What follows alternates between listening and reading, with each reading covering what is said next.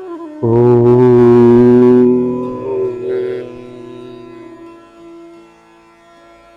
माँ, जय जय माँ। श्री जीवन सूत्र सत्संग के 10वें दिवस के सत्संग में आप सबका हार्दिक स्वागत है। श्रीमद् भगवद गीता जी के प्रथम अध्याय के द्वितीय श्लोक के माध्यम से हम लोग समझने का प्रयत्न कर रहे हैं कि हम अपने मानव जीवन को उत्तम रीति से श्रेष्ठ तरीके से कैसे जी सके, हम अपने उद्देश्यों में कैसे सफल हो सके, हमारे इस भूलोक पर आने का जो उद्देश्य है वह कैसा पूरा हो सके, इस संदर्भ में हम लोग चर्चा कर रहे हैं। दूसरा श्लोक कहता है, जिसमें धृतराष्ट्र के पूछने पर संजय उत्तर दे रहे हैं, दृष्ट्वा तु पांडवानीकं व्यूढ़ं दुर्योधनस्तदा आचार्यमुपसंगम्यं राजा वचनं ब्रवीत्।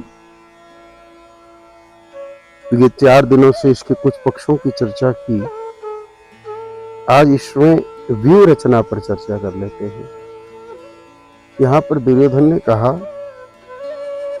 कि व्यूह रचना से खड़ी हुई पांडव सेना को देखकर दुर्योधन के मन में जो हलचल पैदा हुई, वह हलचल पैदा हुई बड़ी सुंदर वज्र के समान। जो रचना पांडव सेना की थी, सुव्यवस्थित जो खड़े थे, सब अपने अपने नियत स्थान पर निश्चित मुद्रा में, बिना किसी उद्वेग के, युद्ध की इच्छा से कि जैसे ही आदेश होगा उसके अनुसार हम युद्ध करेंगे, इस विचारों के साथ वह पांडव सेना खड़ी थी। उस पांडव सेना को देख करके दुर्योधन के मन में कहीं कहीं खलबली मची है, जबकि पांडव सेना छोटी है, कौरव सेना बड़ी है, लेकिन सुव्यवस्थित तरीके से खड़ी देख करके और दुर्योधन के मन में विचार आया कि यह सेना इतनी सुव्यवस्थित खड़ी है, इसके बारे में अगर मैं गुरुदेव को जानकारी दूंगा तो हमारी सेना भी हो सकता है व्यवस्थित हो जाए। व्यवस्थित सेना ही युद्ध जीत सकती है। संख्या कितनी है ये बड़ा महत्व नहीं है, शक्ति कितनी है ये भी बहुत महत्व की बात नहीं है, शस्त्र कितने हैं और कितने शक्तिशाली हैं ये भी महत्व की बात नहीं है। महत्व की बात है किसी भी युद्ध को जीतने के लिए व्यवस्थित होना जरूरी है सेना का। तो हमारा जीवन भी एक युद्ध है, हमारा जीवन भी एक संघर्ष है। हमको भगवान ने धरती पर भेज करके यह मानव शरीर दिया और कहा कि तुझे विजय प्राप्त करके लौटना। लोग टीवी के 10 एपिसोड इस पर, मन पर, कामनाओं पर, इच्छा पर, विकारों पर, क्रोध पर, द्वेष पर, हिंसा पर, इन सब पर विजय प्राप्त करनी है। ये सब रिपुदल हैं, दुश्मन हैं। दुर्योधन के दुश्मन तो बहुत आसान थे, कोई हाथी पर, कोई घोड़े पर, कोई रथ पर, तो कोई पैदल खड़े दिख रहे थे। लेकिन हमारे जो दुश्मन हैं वो हमारे अंदर ही छुपे हुए हैं, इसलिए उनको तलाश करना और अधिक मुश्किल काम है। सामने खड़ा हो दुश्मन, दिख रहा हो तो उससे युद्ध करना बहुत आसान होता है। छुपा हुआ हो और हम में ही छुपा हुआ हो तो और भी मुश्किल काम हो जाता है। जैसे एक घटना आती है कि एक बार एक कोई कॉन्ट्रैक्टर था, निर्माण करता, उसका पुत्र बुरे कार्यों में लिप्त हो गया, तो उसके पुत्र के कई लोग दुश्मन हो गए। फिर उस पुत्र का वध करके और उसका जो निर्माण चल रहा था उसी निर्माण स्थल पर उसको अंतिम संस्कार कर दिया और उसके ऊपर बजरी गिट्टी रेत सीमेंट डाल दी वहां पर उसने खुद ने अच्छा मकान बना दिया, हॉस्पिटल उसका खुद का, और किराए दे दिया। अब बच्चे को सारी दुनिया में तलाश है। वो कहीं और होता तो शायद उसकी लाश भी ढूंढ लेते, लेकिन उसी के हॉस्पिटल की जमीन में दबा हुआ है उसका बच्चा, तो तलाशना मुश्किल हो गया। ये तो भौतिक तलाश की बात है। हमारे लिए तो आध्यात्मिक रूप से जो ये हमारे दुश्मन हैं, काम, क्रोध, लोभ, मोह, अहंकार, इन सारे दुश्मनों से जीत करके जब हम भगवान के पास जाएंगे तभी समझा जाएगा कि हमारा इस संसार में आना सफल हुआ है। हम जिस उद्देश्य से आए जीत करके वापस लौटे हैं, क्योंकि इस विजय में ही हमारा आगे विकास निहित है। जो मुक्ति होती है, भगवान के दरबार में जाने के बाद भी कई स्थितियां होती है मुक्ति की। ऐसा नहीं कि मुक्ति एक प्रकार की होती है। कुछ लोग स्वर्ग को मुक्ति मानते हैं, लेकिन वो तो सत्य नहीं है। स्वर्ग से तो वापस लौट करके आना पड़ता है।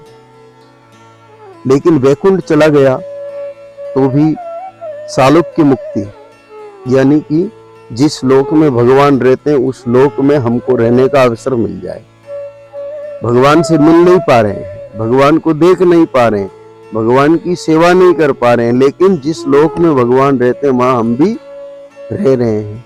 जैसे प्रधानमंत्री के कार्यालय में चपरासी भी होता है, गार्ड भी होता है, वो होता उन्हीं के ऑफिस में है, लेकिन उनसे मिल नहीं पाता कभी। उन्हीं के कार्यालय में होकर के भी वो उनसे सीधा मिलते नहीं है। वैसे ही सालोक्य मुक्ति का अर्थ होता है भगवान के लोक में रह करके भी भगवान से मिल तो नहीं पाना, पर मन में ये सुकून है कि हम भगवान के लोक में हैं। जो प्रधानमंत्री ऑफिस में जो गार्ड होता है ना, वो किसी से ही बात करता है तो मैं प्रधानमंत्री के वहां नौकरी लगाऊं, उसको थोड़ा रहता है ना। तो जब हमारे को भी, जीव को, साधक को सालोक्य मुक्ति मिलती है, थोड़ा उसको अच्छा लगता है, लेकिन ये भी पूर्णता नहीं है। बहुत दिनों तक भगवान के वहां रहते रहते जीव विचार करता है कि नहीं नहीं, मुझे तो भगवान के दर्शन भी होने चाहिए, उनकी सेवा छूने का भी मौका मिलना चाहिए। तब वो वहां के विशेष अधिकारियों को कह के भगवान को एप्लीकेशन लिखता है कि हे प्रभु, मुझे भी ऐसा मौका मिले जिससे मैं आपके पास रह सकूं, दूसरे लोग रह रहे हैं। तब भगवान उसको धरती पर भेजते हैं वापस। वैकुंठ से उसको धरती पर भेजते हैं कि कुछ कमियां रह गई, उन कमियों को दूर करके आओ, तो फिर तुम मेरे करीब रह सकते हो। तो हम लोग भी ऐसे ही कोई लोग हैं जिनको भगवान ने वापस भेज दिया कि जाओ, कुछ कमियां हैं उनको ठीक करके आओ। अब यहाँ भेजा तो हम लोगों को कमियां ठीक करने के लिए है, और हम यहाँ कमियां बढ़ा दे तो भाई, एक आदमी हॉस्पिटल में एडमिट हुआ ठीक होने के लिए कि मेरा डॉक्टर इलाज करेगा और मैं ठीक हो जाऊंगा। वहाँ डॉक्टर उसको कह रहा है कि सुबह शाम केवल दाल चावल खाना है, नमकीन, पकौड़ी, कचौड़ी ये कुछ खाना नहीं है, मीठा खाना नहीं है, सावधानी रखना है। अब ये तो तुम ठीक हो जाओगे, लेकिन वो तो वही चुपके चुपके कचौड़ी पकौड़ी खाने लगे तो ठीक होगा क्या? नहीं होगा।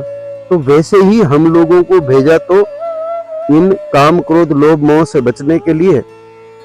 हम आके यहाँ कामनाओं में पड़ जाएं कि मेरे इतने करोड़ का बंगला होना चाहिए, इतनी अच्छी गाड़ी होनी चाहिए, उसी में लगे रहे हम दिन भर, इच्छाओं की पूर्ति में। मेरे इतने बीघा जमीन होनी चाहिए, मेरे इतने मित्र होने चाहिए, मैं जहाँ पर भी बैठूं तो लोग मेरी प्रशंसा करने चाहिए, मैं किसी कार्यक्रम में जाऊं तो मेरे रिश्तेदार उठ करके मेरा स्वागत करे, ये होना चाहिए। ये सब क्या है? ये कामनाएं हैं। अच्छा, उससे होगा क्या?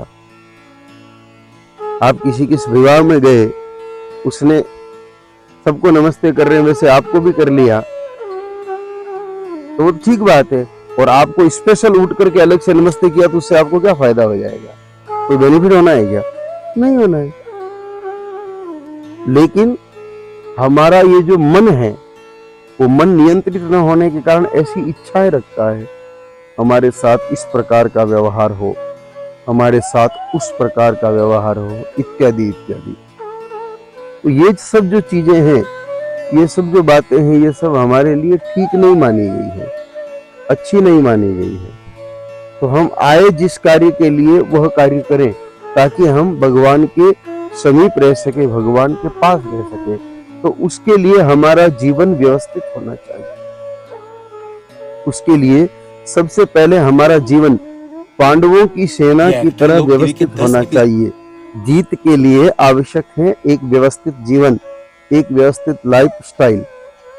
समय पर उठना, समय पर स्नान करना, समय पर काम करना, समय पर भोजन करना, समय पर पूजन करना, समय पर लोक व्यवहार निभाना, समय पर भक्ति करना और समय पर शयन करना। ये सामान्य चीजें भी जो लोक व्यवहार की हैं, जो भौतिक शरीर से पूरी होनी है, ये भी व्यवस्थित होनी चाहिए।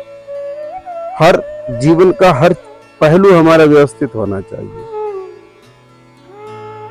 आप स्नान करके वस्त्र धो के तौलिया सुखाते हैं, तौलिया कितनी देर तक डोरी पर रहता है, धागे पर, कणी पर, तार पर कितनी देर रहता है? धूप में 2 घंटा, सर्दियों में 4 घंटा, सूख जाता है, फिर आप हटा लेते हैं। जब आप तौलिया सुखाएं, तौलिया सुखाते समय भी हमें यह ध्यान रखना चाहिए कि तौलिया जब लटके तार पर, डोरी पर, तो उसके चारों कोने आपस में मिले हुए और समान होने चाहिए। ऐसे आधा तौलिया ऊपर आधा नीचे ऐसे नहीं होना चाहिए। आप कहोगे उससे क्या फर्क पड़ेगा, ऐसे लटकाओगे तो भी सूख जाएगा, ऐसे लटकाओगे सूख जाएगा। आदत पड़ेगी हमारी। एक तौलिए से हमारे जीवन की आदत बनती है, जीवन को व्यवस्थित रखना या अव्यवस्थित रखना। हम तौलिया व्यवस्थित लटकाएंगे तो मन भी व्यवस्थित रहेगा, विचार भी व्यवस्थित रहेंगे। ये तौलिया तो एक उदाहरण है। हर चीज हमारे जीवन की सुव्यवस्थित होनी चाहिए, जो जहां होनी चाहिए। पहले हम भौतिक चीजों को व्यवस्थित करेंगे तो फिर अंदर की चीजें अपने आप व्यवस्थित होने लगेगी। हमारा कपड़ा कहीं पड़ा है, हमारा चश्मा कहीं पड़ा है, हमारा पेन कहीं पड़ा है, हम ये ढूंढ रहे हैं, वो ढूंढ रहे हैं, आज यहाँ रख दिया, कल वहां रख दिया। ऐसा करने से हमारे जो श्लोक हैं, हमारे जो भजन है, हमारे जो मंत्र हैं, हमारी जो भक्ति है, वो भी अव्यवस्थित होती चली जाएगी। इसलिए पहले हमें बाहरी जीवन को व्यवस्थित करना पड़ेगा। इसी प्रकार बातचीत में भी, भीतर भी बातचीत होती है अपने आप से, आप लोग करते होंगे। तो कोई नहीं है तो आप खुद से बात करते हो कि नहीं करते हो? मुंह से बने ही नहीं बोलते हो, ऐसे होठ तो चुप रहते हैं, लेकिन अपने अपने से बातचीत होती है ना। मेरे को ऐसा करना होना, मेरे को इधर जाना, मेरे को ये लाना, मेरे को ये करना, होता है ना। अपने आप से भी हम लोग बात करते हैं। अपने आप से हम व्यवस्थित बात कब कर पाएंगे?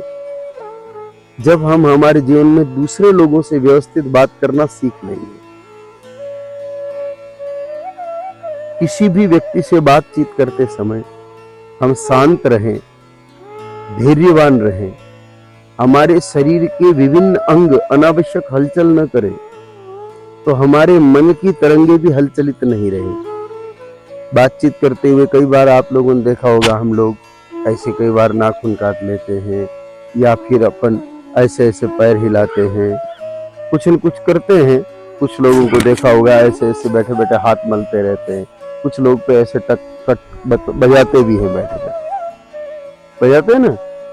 ये सब चीजें जब हम किसी से बातचीत करते हुए करेंगे, तो जो हमारी खुद से बात है, जीव की जीव से बात है, जीव की ईश्वर से बात है, साधक की भगवान से बात है, वो बात भी फिर बिगड़ने लग जाएगी। इसलिए हम जब भी किसी से बात करें, शांत चित्त भाव से, चाहे बात कितनी ही गंभीर है, चाहे बात कितनी ही खतरनाक भी हो सकती है, लेकिन उस बात को भी सामान्य तरीके से करने पर आगे हमको प्रभु से बात करने में आसानी हो जाती है।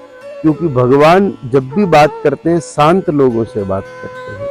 इसलिए हम लोगों को लोक व्यवहार में भी शांत रहना सीखना चाहिए।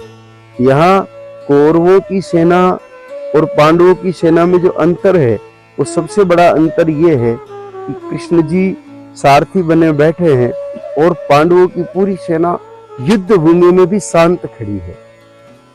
यानी कि लड़ने को तो तैयार है, एकदम सचेत है कि आक्रमण होगा तब हम आक्रमण कर देंगे, लेकिन अनावश्यक उतावलापन और अनावश्यक उथल पुथल नहीं है।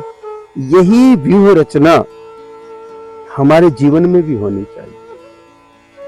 क्रोध रहित होने के लिए जीवन का व्यवस्थित होना बहुत जरूरी है। जब हमारा व्यवहारिक जीवन व्यवस्थित होगा तो हम वास्तविक जीवन में या आंतरिक जीवन में भी क्रोध रहित हो पाएंगे। क्रोध मनुष्य का प्रकट सबसे बड़ा दुश्मन है।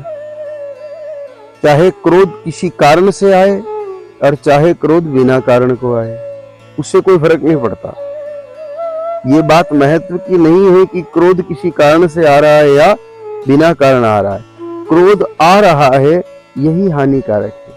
कई बार हम क्रोध करने के बाद कहते हैं, अरे भाई क्रोध तो आना ही था, उसने ये कह दिया या उस व्यक्ति ने ये नुकसान कर दिया या उसने मेरे बारे में ऐसा बोल दिया, ऐसा सोच लिया, ऐसा कर लिया। भाई जिसको बोलना था वो बोल चुका है, जिसको करना था वो कर चुका है, जिसको कहना था वो कह चुका है, जिसको सोचना था वो सोच चुका है। अब समाधान क्या है?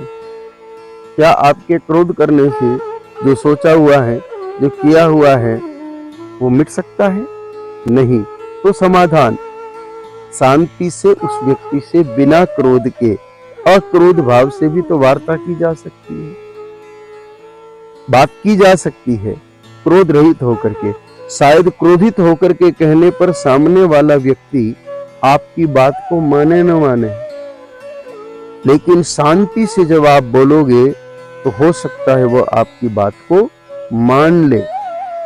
इसलिए अपने निजी जीवन के संघर्षों को जीतने के लिए भी हमें पांडवों की सेना की तरह शांत चित्त और एक निश्चित कार्य योजना, एक व्यूह रचना के साथ बनना पड़ेगा।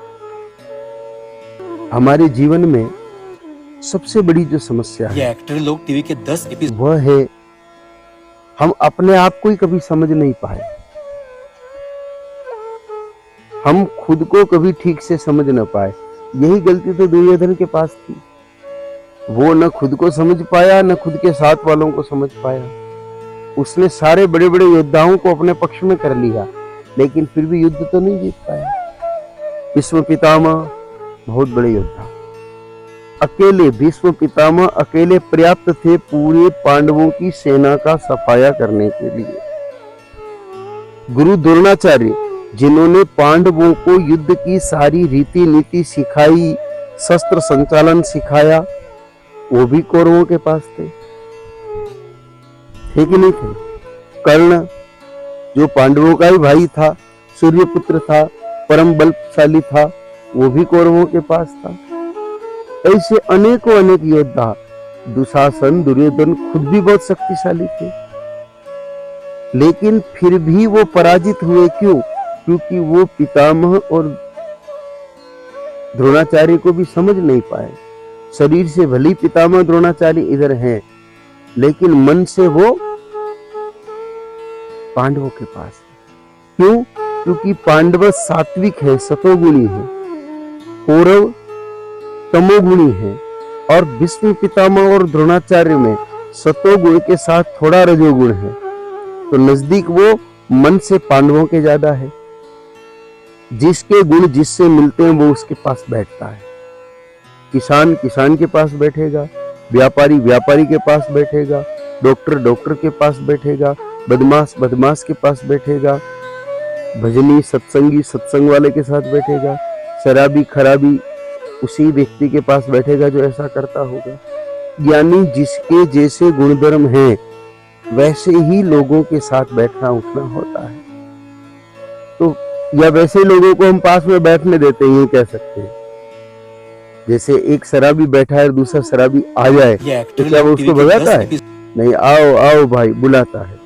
और आप ऐसे नहीं हैं, तो आप यहाँ बैठे और कोई शराबी आ गया तो आप उठ के चले जाओगे कि नहीं चले जाओगे? चले जाओगे।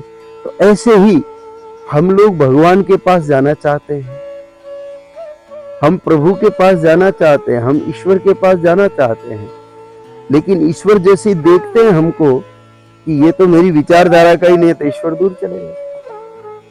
ईश्वर की विचारधारा सात्विक है। भगवान कैसे लोगों को पसंद करते हैं? जो मैल रहित है, जिनके मन में किसी प्रकार का मेल नहीं है, न कामनाओं का मेल है, न वासनाओं का मेल है, न इच्छाओं का मेल है, न अधिकारों का मेल है, न क्रोध का मेल है, न लोभ का मेल है, न द्वेष का मेल है, न राग का मेल है। ये सारे मेल जिनके पास नहीं है, वह व्यक्ति जब भगवान की तरफ बढ़ता है तो भगवान वहीं विराजे रहते हैं और हमें स्वीकार कर लेते हैं। लेकिन हम जब इच्छाओं के सागर में डूबे पड़े हैं, हम कामनाओं के सागर में डूबे पड़े हैं, मान सम्मान की इच्छाएं हमारे मन में भरी पड़ी हैं, बहुत सारे अधिकार हमें चाहिए हैं, कर्तव्य का पालन हम बिल्कुल भी करना चाहते नहीं। ऐसी स्थिति में जब हम भगवान के करीब जाते हैं, चाहे मंदिर में जाओ, चाहे अपने स्थान पर बैठ के भक्ति करो, चाहे आंखें बंद करके ध्यान करो, भगवान हमारे करीब नहीं। अनेकों अनेक भाई बहनों को ये कहते हुए सुना है कि हम भक्ति तो करते हैं, हम ध्यान भी करते हैं, हम साधना भी करते हैं, पर मन नहीं लगता, हमारा मन इधर उधर चला जाता है। क्यों नहीं लगता? क्योंकि ये सारा कचरा जब मन में भरा रहेगा तो हमारा मन भगवत भक्ति में लग नहीं सकता। इसलिए सबसे पहले हम लोगों को अपने जीवन के इन अव्यवस्थित तत्वों को हटा करके जीवन को व्यवस्थित करना पड़ेगा। अब हटा करके निकाल के फेंकना कहीं नहीं है, केवल उसको बदलना है, उसको ट्रांसलेट करना है, लोग टीवी के थोड़ा सा उसमें परिवर्तन लाना है। अल्प परिवर्तन, थोड़े से परिवर्तन से ही बात बन जाएगी। तो क्या करें? इच्छाओं को किस में बदलें? हमारे मन में रह रहे की इच्छाएं तो पैदा होती है, ये इच्छा, वो इच्छा, ये कर लूं, वो कर लूं, ये पालूं, वो पालूं। तो क्या करें उन इच्छाओं को? उन इच्छाओं को सेवा में बदलें। हमारे मन में कोई इच्छा है तो हम उस इच्छा को रोक करके सेवा में बदलें। आवश्यकताओं की पूर्ति तो करें, आवश्यकताओं की पूर्ति न करने पर भी हानि होती है। भूख लगने पर भोजन करना चाहिए। भूख को मारो मत जबरन, परेशान नहीं होना है। अगर हमारे को भूख लगी है तो भोजन कर लेना चाहिए। भूखे रहने पर, भोजन नहीं करने पर भी क्रोध बढ़ता है। ये शास्त्र प्रमाणित विषय है। भूखे आदमी को क्रोध ज्यादा आता है, भूखे आदमी को गुस्सा ज्यादा आता है। आप कभी भी देखिएगा, व्यक्ति सुबह सुबह ऑफिस जाता है तो ज्यादा चिड़चिड़ नहीं करता है, लेकिन क्योंकि वो नाश्ता कर चुका होता है, ब्रेकफास्ट लेके जाता है, टिफिन भी उसके पास होता है, इसलिए मन भी भरा हुआ होता है हाँ खाने का। लेकिन शाम को आता है तो भूखा होता है। अब उसको आते ही कि कोई काम बता दो या कोई शिकायत कर दो तो उसको क्रोध आएगा, भयंकर आएगा कि नहीं आएगा?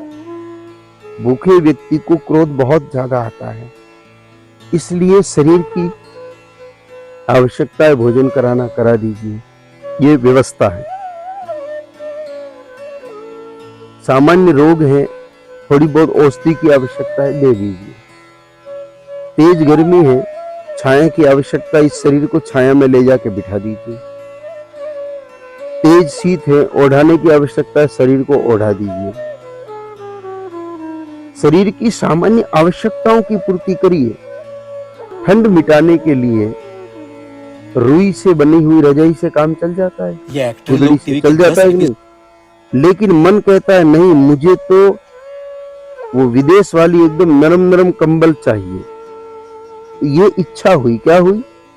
इस इच्छा को आवश्यकता में बदल दीजिए। खत्म मत करिए कि भाई ठंड उससे भी मिटती है, ठंड इससे भी मिटती है, या ओढ़ने से जब काम चल जाएगा तो वो रुपया क्यों व्यर्थ व्यय करना? उस पैसे से तो हम 2 गरीबों की मदद करेंगे। कोई बीमार गाय माता को दवाई देंगे, कोई भूखी गाय माता को चारा खिलाएंगे, कोई बीमार आदमी को हॉस्पिटल ले जाएंगे। उस पैसे को हम व्यर्थ में क्यों खर्च करें? ये इच्छा को आवश्यकता में बदल देना, इच्छा को सेवा में बदल देना। क्योंकि इच्छा से को आवश्यकता में बदलने पर धन बचेगा, उस धन का, और समय बचेगा, उस समय का आप सेवा में उपयोग कर सकते हैं। तो इच्छा 2 भागों में बढ़ गई, एक तो आवश्यकताओं की पूर्ति करने में और दूसरी लोगों की सेवा करने में। तो इच्छा रखने से हानि होती है, आवश्यकता रखने से हानि नहीं। तो हानि तो कुछ हुई नहीं और हमारे हाथ से सेवा हो गई, तो क्या सेवा निष्फल रहती है? सेवा तो फल देती है। आपने अपने जीवन में अगर चींटी को भी एक चुटकी भर के दाना डाला है तो उसका भी फल आज नहीं तो कल आपको मिलेगा। समझ में आ रही ना बात? सेवा का फल तो मिलता ही मिलता है, सेवा कभी व्यर्थ जाती नहीं है। जहां जितनी ज्यादा सेवा है उतना व्यक्ति का जीवन अधिक व्यवस्थित होता चला जाएगा। जितनी सेवा बढ़ेगी उतनी इच्छाएं घटेगी, जितनी सेवा बढ़ेगी उतना क्रोध भी घटेगा। आप देखिएगा जो खूब सेवा करने वाले लोग हैं उनको चाहे कोई कुछ भी कह दे उनको कोई फर्क नहीं पड़ता। कहते ही हैं, सेवा करने वाले लोगों पर लोग आरोप भी लगाते हैं। अगर आप 4 दिन किसी गरीब आदमी को बीमार है और हॉस्पिटल ले गए सुई लगाने के लिए, तो 5वें दिन 4 लोग कहना शुरू कर देंगे कि इसके कोई न कोई स्वार्थ है इसलिए ये ले जा रहा है। ये भी होगा, लेकिन जब हम असल में सेवा करेंगे तो कोई ऐसा कहेगा तो भी हमें क्रोध आएगा नहीं कि ठीक है उसकी ऐसी सोच है तो रखे, कोई बात नहीं, कहने दो उसको। लेकिन अगर असली सेवा नहीं है, दिखावे की सेवा है, तो क्रोध आएगा कि ऐसा कैसे बोल दिया, हम तो एक तो सेवा कर रहे हैं ऊपर से ऐसा बोल दिया। ये क्यों आया? क्योंकि सेवा वास्तविक नहीं थी। सेवा वास्तविक क्यों नहीं थी? क्योंकि जीवन हमारा एक व्यूह रचना की तरह नहीं था। साधक जब धरती पर आता है, साधक जब संसार में आता है, तो उसको अपने जीवन में एक ही लक्ष्य निर्धारित कर लेना चाहिए। जैसे पांडवों की सेना ने एक ही लक्ष्य निर्धारित किया था कि कौरव सेना जब आक्रमण करे तब अपने आप को बचाते हुए इनका संहार करके और धरती को पापियों से मुक्त करना है। राजपाट तो उनको भी नहीं चाहिए था। अर्जुन ने स्पष्ट कह भी दिया था भगवान कृष्ण को कि हे प्रभु, मुझे ऐसा राज्य नहीं चाहिए, भीख मांगना मंजूर है लेकिन किसी को वध करके मुझे राज्य नहीं चाहिए। यानी कि कोई राजपाट की इच्छा नहीं थी, लेकिन फिर भी युद्ध किसके लिए करना? धर्म की रक्षा के लिए, पापियों के नाश के लिए।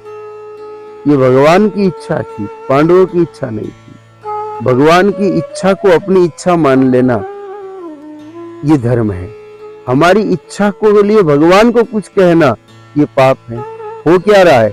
भगवान की इच्छा को हम अपनी इच्छा नहीं बना रहे। भगवान की तो एक ही इच्छा है कि उनकी गाय माताएं सुरक्षित रहे, इसीलिए तो वो गोरक्षक बनकर के कई बार धरती पर आए। रामा अवतार में भी गोरक्षा की, कृष्णा अवतार में भी गोरक्षा की, और लोक देवता बनकर के भी वो जब आए, वत्सराज बाबा हो गए, भातीजी बाबा हो गए, पारसिंह बाबा हो गए, तेजा जी हो गए, गौगा जी हो गए, बाबू जी हो गए, हड़बू जी हो गए, ये सारे महापुरुषों ने जो भगवान का ही अंश अवतार थे, इन्होंने गाय माता की सेवा सुरक्षा को अपने जीवन का अंग बनाया। तो असल में भगवान की इच्छा क्या है? गौ की सेवा हो। भगवान की इच्छा क्या है? गौ की रक्षा हो। तो हम अपनी इच्छा को भगवान की इच्छा में मिला लें, ईश्वर की इच्छा में मिला लें, तो हमारी जो कामनाएं हैं वो अपने आप खत्म हो जाएगी।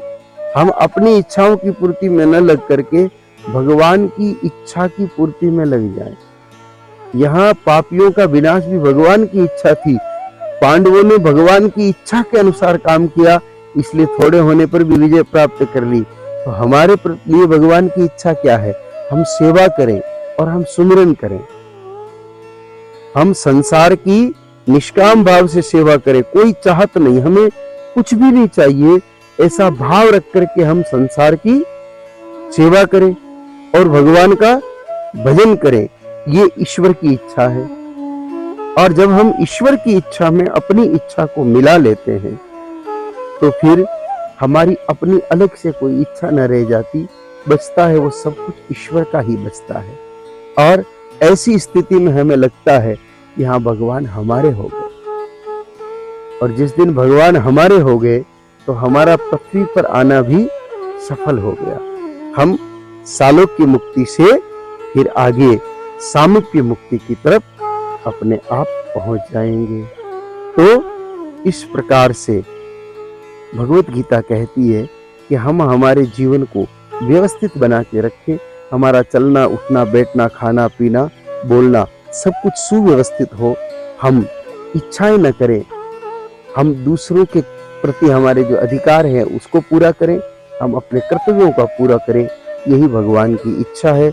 और ऐसा करने से निश्चित रूप से हमको आगे का सद्मार्ग प्राप्त होगा जो हमें परमात्मा तक ले जाएगा। आज का समय पूर्ण हुआ, अतः आज की वार्ता को विराम करते हैं। जय माँ, जय जय माँ। ओ यह